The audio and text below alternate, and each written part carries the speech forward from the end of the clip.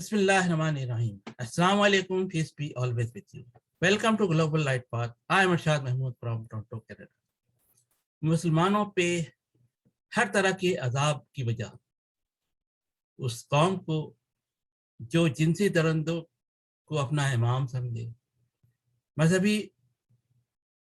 फरोशों को आलम दीन समझे, तशद्दुदगाहों को दारुल उलूम समझे, ज़हनी मरीजों को आशिकाने रसूल समझे, कातिलों को फूलों के हार पहनाए, अपने वतन आकर लोगों की खिदमत करने वाले मसीहा का खून करे, अपने वतन आकर लोगों को तालीम देने वाले पर तौहीन रसालत का इल्ज़ाम लगाकर कैद कर दे, तालीम के फ़रोग़ की बात करने वाली लड़की पर लानतें भेजे।